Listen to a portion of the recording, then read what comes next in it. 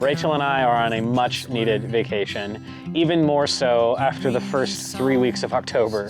On Friday, September 27th, around 9:45 in the morning, we had some forecasted storms. I called my dad and I was like, hey, just letting you know we're okay. He usually calls to check on us because he watches the Weather Channel. After you reach a certain age, you like Golden Corral buffets and you watch the Weather Channel all the time. And I said, hey, we're fine, it's just a little rain. And here are just all the things that I didn't know when I was making that phone call. I didn't know that over the course of the next 6 hours, we were going to be in the worst natural disaster that we have personally ever experienced. I didn't know that we were going to be without water for several days, without power for several days, for 8 days. I didn't know that we were still going to be entering into the world of respite foster care for the first time in our lives. Didn't know that I wasn't going to have cell phone reception and we were going to need to physically go to people's homes to check on them to see if they were alive. There was so much that we didn't know.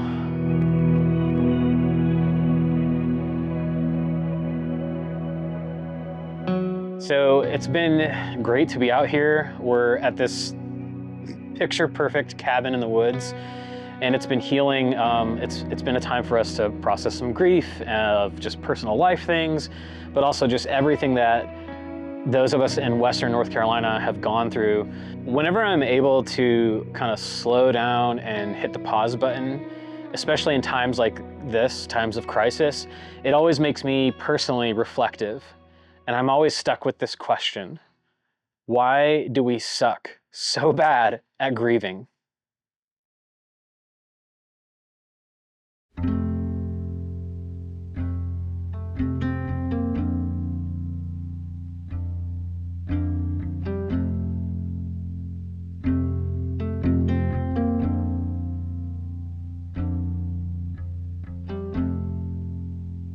In the sweet by and by, we will meet again.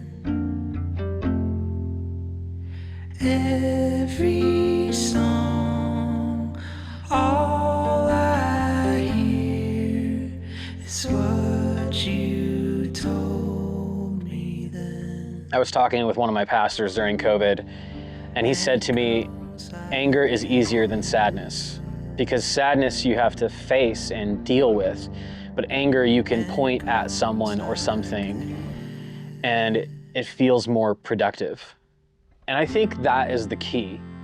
I think that might be the answer to the question, why do we suck at grieving? Because if we can feel purposeful, we can scratch that purpose itch in all of us, that thing that says, I just need to have purpose, because then I don't have to sit in the sadness of this. I don't have to think about what's going on, and I don't have to ask the unanswerable question, why did this happen? The story starts and ends too soon, but I know every word. You should sit in that question. Why did this happen?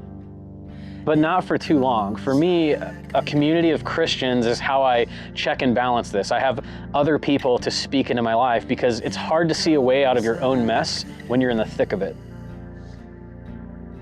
There is a book called Every Moment Holy, and it's actually a series of liturgies for things and moments of everyday life. And I came across this one the week of the hurricane, and it was so appropriate for that situation, but also just my life in general. And I want to read just this part of it. Let me neither ignore my pain, pretending all is okay when it isn't, nor coddle and magnify my pain, so that I dull my capacity to experience all that remains good in this life. For joy that denies sorrow is neither hard-won, nor true, nor eternal. It is not real joy at all. And sorrow that refuses to make space for the return of joy and hope, in the end becomes nothing more than a temple for the worship of my own woundedness.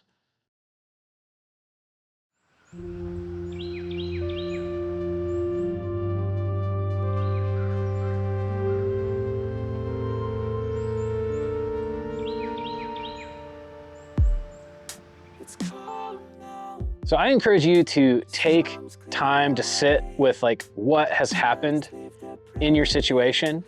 And if you didn't just experience a hurricane, then, you know, disregard this. But maybe you found this video and you just experienced a death in your family or some other kind of tragedy. And no matter who you kind of surround yourself with, nobody seems to have anything that can comfort you. And maybe you can just find comfort in that it's okay to not be okay.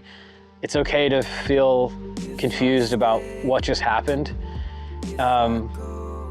If you did just experience a hurricane, I just want to say you're not alone. And even in the wake of things that have kind of, you know, things are starting to get back to normal, places are slowly kind of beginning to open up and operate as if, you know, life as usual. If you're still not okay, reach out to somebody. Ask for help, do the weird thing, and tell somebody that you're hurting. I think that's all I got for this video.